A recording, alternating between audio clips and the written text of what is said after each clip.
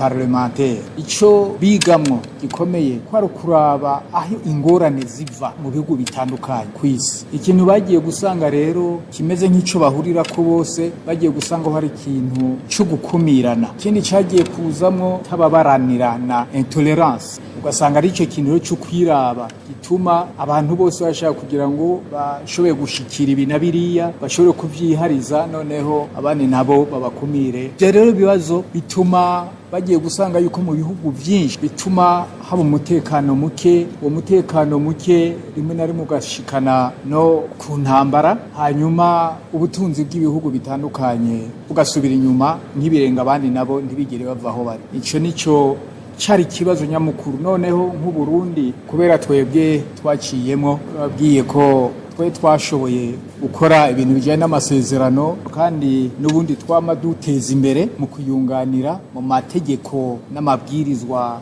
agenda atorwa agenda ajaho kugira ngo noneho kwa kumvikana kwa gufatana mu nda kwa kudakumirana twebwe muri rusangi turagerageza gukora uko dushoboye kugira ngo ico kintu cyo gushira ku munzane turaba ingene umwe wese ahahereye yoshobora gushikwa ko n'ingingo nziza zoshobora gutuma nawe yumva ko yorohewe mu gihugu. Ico twagiye guhereza ko rero nuko bavuze bati ibihugu iyo shira hamwe byose bagiye kuraba ingene boshobora gushiraho integuro y'ibwirizwa kugira ngo rize noneho ryigwe iryo bwirizwa rikaba rizoba ari ryo kugwanya ibyo bintu byo gukumirana mu buzima bwose bw'ibihugu. Ikibazo cy'ubwoko ngo nticari gikwiye kwisungwa by'ukuri mu gushingwa amabanga mu Burundi ngo kuko atashingiro gifise. Byavuzwe n'umukuru w'inama nkenguzamateka Emmanuel Sinzohagera mu nama yagiranye n'abajenama b'amakomine mu gisagara ca Bujumbura kuwa kabiri.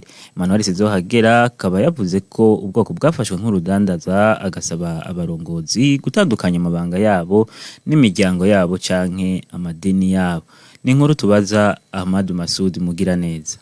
Nkuko bimenyeshwa n'umukuru w'inama nkenguzamateka y'u Burundi Emmanuel Sinzohagera ngo nta bwoko bwari bukwiye kuvugwa mu Burundi kuko nta shingiro na rimwe bufise ngo vyabaye nk'urudandazwa abarundi bamwe bakamisha mu gushikira inyungu zabo. Mu Burundi ugiye kuraba vy'ukuri nta bwoko dufise ubwoko bumwe gusa bw'abarundi nta bahutu nta batutsi nta batwa ni business nkuko ujyamwe bahabivuze none ko turi abatutsi abandi tukabahutu abandi bakaba batwa ururimi tuvuga n'uru hari umututsi avuga igitutsi hari umutu avuga igihutu aho hakurya Monsieur Lomera arabitse ugiye mu bashi bavuga igishi abarega bakavuga ikirega ababembe bakavuga ikibembe none mwebwe ko kutwita abahutu n'abatutsi n'abatwa indimi zacu ziri he. Akavuga ko mu myaka iza bazosaba abarundi bagatora babaserukira batisunze imigambwe bakisunga gusa ivyo bashoboye kandi mumenye yuko mu myaka iri imbere hazogera igihe hageze gutora uzosaba bazi baratora abantu baserukira abantu bataraje imbere n'imigambwe baraba abantu bashobora kuvugira abantu bashobora kudefanda abantu n'ibyo nayo ni ngorane usanga twinyegeza mu migambwe yego bakadushira ku ntonde mugabo kugira ngo uzoserukire umwene gihugu wapi. Umukuru w'inama nkenguzamateka kavuga ko hari igikorwa basabwa n'ibwirizwa nshingiro bagiye kurangura ico naco kikaba ari kijanye no kubaza imirwi itandukanye y'abarundi ko vyoba bibereye ko ivy'ubwoko vyokurwa mu mabanga amwamwe y'igihugu. La constitution kuri article ya 289 itubwira ngo inama nkenguzamateka ihawe ikiringo c'imyaka 5 kugira ngo isuzume nimba ibyo gukura ubwoko vyova mu bisata bimwe bimwe bigahagarara abantu bagakora ibyo bashoboye ntibagushire mu kibanza kubera ko baravye ubwoko bakaguha igikorwa kubera ko uri umurundi kandi urabishoboye point. Abantu bavuze ati reka bibandanye tuzovyandiko nyene bibandanye nika abarundi badesize ko bibandanye mugabo uri kuraraba vy'ukuri nimba dukeneye igihugu gitera imbere hari ibintu tukwiye gufuta mu mitwe tukubaka igihugu twasigiwe n'abasogokuruza bacu n'ahandi bizogora. Arangiza asaba indongozi zitandukanye kumenya gutandukanya amabanga bajejwe n'imiryango yabo yaba iy'amaraso canke iya politike. Kumenya gutandukanya ibanga utorewe n'umuryango wiwawe waba uw'amaraso waba wa politike yaba n'idini ry'iwawe ico ni ikintu gikomeye ku ndongozi. Umaze kutogwa cyangwa ukaja mu ibanga kanaka umenya yuko umurongozi ntavukana umurongozi ntagira idini umurongozi ntagira ubwoko ivyo bikunaniye ukazobona yuko abuzotunganiriza ari umusangiye umuryango waba uw'amaraso canke wa politiki canke uzotunganiriza ari umusangiye idini gusa canke uzotunganiriza ari umusangiye intara ari umusangiye quartier cucaka utahe kuryama. Ivyo biganiro bikaba vyarangiye indongozi zaraho ziyemeje ko zigiye kugira ico zihinduye kugira ziserukire neza abenegihugu bazitoye. Imana yavuze ngo wavuye mu ivu uzosubira mu ivu, namwe mwavuye mu bene gihugu muzosubira mu bene gihugu. Nico gituma mpanura indongozi vyiza mwogira ingazi muzomanukirako, kandi iyo ngazi utayishinze uno munsi uzokora kuhuruduka, uzoja kugwara kwasha. Rero ikintu nohanura indongozi, ubwa mbere nimubanze mumenye ko murabasoma, nagira ndababwire ko ijwi ry'abene gihugu ni ijwi ry'Imana. Nta hantu abantu baja hamwe bariko bararira ngo Imana ireke kumva, nk'uko bariko barahezagira Imana ihezagira. Amakuru twabateguriye kuri radio Nderagakura tuyabandanirize mu gisata c'indero. Umushikiranganje w'indero n'ubushakashatsi François Habyarimana yaragendeye ku muhinga maboko wa kabiri ikigo cy'umurimyi mworozi Wilbert Dusabe ahasanzwe akorera ibikorwa vyiwe ku mutumba Kibogoye muri komine Giheta mu ntara ya Gitega. Umushikiranganje François Habyarimana kavuga ko yari yishikiye muri ico kigo mu ntumbero kumutera intege yongera arabo ku ico gikorwa cyo kigo cyofasha mu bijanye n'ubushakashatsi hamwe n'icy'ubushikiranganje arongoye bwo mufasha mu guteza imbere ibikorwa vyiwe. Akaba yavuze ko basanze ico kigo gifasha mu bijanye no kwiga kuko ngo hari abanyeshure basanzwe bahimenyerereza ibijanye n'ivyo bize mu ishure. Uno munsi twaje kugendera kino kigo co mu Kibogoye, dusanzwe mu vyo tujejwe turaba ibikorwa vy'ubushakashatsi. Rero twaravuganye n'uburongoye iki kigo yitwa Dusabe Wilbert, aratubwira yuko twoshobora kuza kugendera iki kigo ciwe kugira ngo turabe ingene akora, turabe ngira ngo nuko ico kigo ataco coshobora gufasha mu bijanye n'ubushakashatsi, eka mbere natwe turabe yuko nk'abajejwe ubushakashatsi pataco twoshobora kumufasha kugira ngo ico kigo ciwe gishobore gutera kije imbere. Twovuga mbere yuko asa n'uwatanguye kubikora guko twasanzeho abaza kwigiraho nubwo atashure, ariko twovuga yuko ari shure guko hari gihe umuntu yiga ivyo mu makaye ariko bigakenerwa yuko yiga gushira mu ngiro ivyo yize mwikaye. Iki kigo rero kirafasha abanyeshure mbere bahejeje amashure gushira mu ngiro bijya bize mwishure canke bijya bize mu makaye. Twashoboye rero kuhasanga abanyeshure mbere bahejeje amashure ariko baje gusubira kwiga kugira ngo bamenye koko ingene bashira mu ngiro ivyo bize. Murumva yuko ari kigo gisanzwe gisahiriza mu vy'inyigisho nubwo atari kigo cigisha, ariko kandi natwe yaciye ashobora kudutura ibibazo vy'ukungene ibintu akora vyoshobora gutera imbere n'ukuntu twomufasha kugira ngo ivyo akora bishobore kumenyekana, eka mbere ntihagire n'ushobora kuvyiyitirira kandi ariwe yabibiri yakuya. Aho rero murumva yuko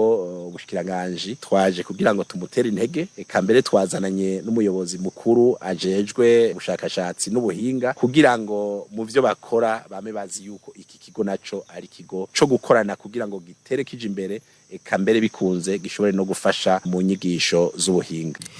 Umugwi w'igihugu ujejwe inyigisho mu mashuri ya shingiro n'inyuma y'ishure shingiro kuri kurakora ibishoboka mu gusuzuma ko amadosiye y'abanyeshuri bazokora ikibazo ca leta examen d'etat ko akwije ibikenewe. Bivugwa n'urongoye uwo mugwi Serge Ndereyimana, ni mu gihe ngo hahora hibonekeza abanyeshure baba bafise amadosiye adakwije. Agahamagarira abayobozi b'amashure kwamana ntaje basuzuma ko amadosiye y'abanyeshure akwije ibisabwa kugira abanyeshure ntibagire ingorane. Rero igikorwa gitegekanijwe kuva muri kwa kane niho muri amezi 3 aheza wikoreshwa ry'amafaranga ico twita budget programme. Mugabo mu kurindira hari igikorwa cibanze twakoze ni kijanye no kwiheza amadosiye y'abanyeshure bari utwo kwita ba prefinaliste, kuvuga bari hasigaye umwaka umwe kugira ngo baheze, kuvuga nk'abari mu mwaka ugira kabiri w'inyigisho nyuma y'ishure shingiro canke abari mu mwaka wa gatatu inyigisho z'inyuma y'ishure shingiro mu gice c'abigisha. Turiko rero turasuzuma kugira ngo twitunganye neza ujanye no mu mwaka uzokurikira. Mu ntumbero twifuza ko mu mwaka w'ibihumbi 2023-2024 tuzoba twaje kubona amadosiye ukuntu ameze y'abo banyeshuri duhejeje kuvuga, kugira ngo tuze dusabe ubushikiranganje bufate ingingo zibereye mbere yuko ikibazo ca leta kimwe twita examen d'etat gikorwa. Umugambi dufise nuko twifuza ko umwaka w'ishuri w'ibihumbi 2023 ushira 2004 ata munyeshuri n'umwe azorekurirwa gukora ikibazo ca leta examen d'etat igihe dossier yiwe itazoba yarasuzumwe kuko ntivyumvikana ko igikorwa ntikiduhereye ubu gishobora kuzogera muri ico gihe iyo dossier itaraboneka bizaba vyerekana ko uwo munyeshuri dossier yiwe ifise ingorane. Turasabye abayobozi nk'uko twama tubivuga ko bategerezwa kwitaho na ntaryo ikibazo kijanye nayo madosiye y'abanyeshuri kugira ngo ntibize bibere intambamyi mu misi zoza. Rero nk'uko twama tubivuga barose umunyeshure avuye ku yindi shure baca basaba umuyobozi yahora atwara uwo munyeshuri kugira ngo anyarukane iyo dossier hanyuma bayirabe ukuntu imeze basanze hari bitameze neza basanze yarivye nk'umwaka bace bakorana kugira ngo bamwirukane hakiri kare ntibize bitera ingorane mu nyuma. Mu ntara ya Karusi ngo ubuyobozi bw'indero bwaratanguye gutegura abanyeshuri bo mu mwaka w'icenda w'ishure shingiro bazokora ikibazo ca leta kibaha uburenganzira bwo kwiga mu gice c'inyuma y'ishure shingiro. Bimenyeshwa n'umuyobozi w'indero muri iyo ntara Habyarimana Ferdinand akavuga ko mu makomine yose hakozwe ibibazo byo kwimenyereza hakaba hategekanijwe n'ikibazo ku rwego rw'intara mu kwezi kwa Ndamukiza. Agasaba impande zose kubandanya imyiteguro ngo kugira umwimbu uzobe mwiza muri ico kibazo.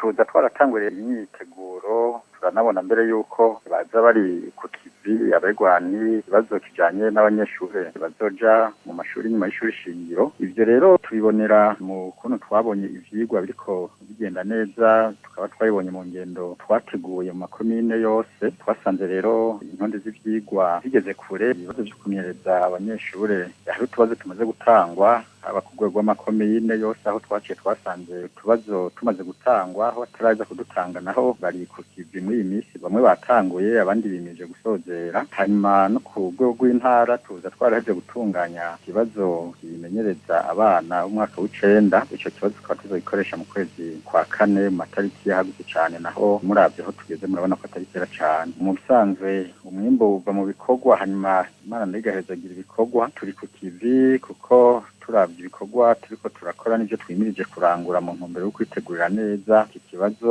c'abanyeshuri umwaka w'icenda. Turizigira yuko dukoze twese tugakoresha inguvu twamana turizigira yuko n'ubundi tuzoronka ikibanza ciza cane. Turafadikanya kugira ngo dushike ku uwo mwimbu. Nkavuga nti kubigisha ubwa mbere ni ukubakeza tubashimira ko tubona ko bari ku kivi tukabandanya tubasaba kugira utwigoro bagakora no mu misi itari y'akazi kugira ngo by'ukuri intonde z'ivyigwa zirangire ku bavyeyi nabo tubandanya tubasaba yuko boba hafi abana haba mu muhanuro haba no mu gukurikirana abana kugira ngo by'ukuri babone yuko bariko basubira mu byo bigishijwe mu ntumbero yo kwitegurira neza ikibazo c'abana b'umwaka w'icenda kugira ngo by'ukuri baze baronke umwimbu ushimishije. Inkuru ya nyuma y'ano makuru tuyikure mu ntara ya Muramvya aho ngo imvura yaguye ku munsi wa mbere yononye ibitari bike harimo ibitabo ibisenge by'amashuri hamwe n'amabati yagurutse ku ishure rya Lycée Communal Shombo ni muri zone Shombo komine n'intara ya Muramvya. Abakorera kuri iryo shure bagasaba bagira neza kubagarukirako kuko ngo atagikozwe hari izindi nyubako zishobora kononekara aho mu imvura yosubira kugwa ngirimwe umuyaga. Ni inkuru dukesha mugenzi wacu Eri Irumva. Iryo shure riri ku mutumba wa Ruhinga biboneka ko imvura yaguye ku munsi wa mbere nk'igihe cy'isaha 9 z'umurango yononye ibitari bike. Igihe twashika mu gatondo ko kuri uyu wa gatatu twasanze ibirase bishika kuri 2 harimo n'ibiro by'umuyobozi vyarononekaye. Umwe mu bigisha twasanze amenyesha ivyononekaye agashima ko mu ntwaro musitanteri yashitse kuri uyu wa kabiri kugira amenye ivyononekaye. Hari mu masaha ya 9 z'umurango niho haza imvura y'igihuhusi hanyuma iraheza iragurura amazu atari make ngaha aye amo salle de professeur murabona yuko yagurutse amabati yose aravako. Iruhande y'iyo yagurutse hari amashure abiri akurikira ibiro by'ubuyobozi nayo nyene murabona yuko yahaswe kuguruka. Hariho impapuro ziriko amanota y'abanyeshure n'ibindi bikabo bitandukanye byo myaka iheze n'ivyaranyagiwe. Hari ivyo twashoboye kwegeranya n'ibindi tutashoboye. Kuri uyu wa gatatu naho mu karuhuko abashinga amateka barimwo umushinga amateka nimubona Jean Claude yagendeye iryo shure amaze kubona ivyononekaye akaba yaciye abemerera amabati 30 kugira afashe mu gusakara. Abigisha bo kuri iryo shure barashima iyo ntererano bagasaba ariko ko nabandi bagira neza bofasha kuko ivyononekaye ari vyinshi. Ubundi nawe atwemereye kudufata mu mugongo ni nyakubahwa umushinga amateka avuka muri no zone nyene atwemereye amabati ashika 30 yo gusanura iyi nyubako yagurutse yose. Muri ayo mashure atagurutse muga yabaye yamaze kuzamuka ngo ashobora kuguruka umwanya n'umwanya, turabona yuko hakiri ingorane. Hariho inkingi zihari zaje yafashe, arakeneye yuko hoboneka abo dufata mu mugongo kugira ngo izo nkingi zubakwe mu bikoresho bikomeye. Mwamenya ko hamwe atocokugwa vuba imvura isubiye kugwa irimwo umuyaga mwinshi ishobora konona ibitari bike. Mu ntara ya Muramvya, Eri Irumva, Radio Nderagakura. Ku isaha imwe iburi minota 16 amakuru twari twabateguriye aha hagarukiye. Ndakengurukiye mu maduteze yompi, nkakengurukira Jirana Karutimana imanga bw'ivyuma, kuri mikoro ya David Rakoze. Mugira umusi mwiza.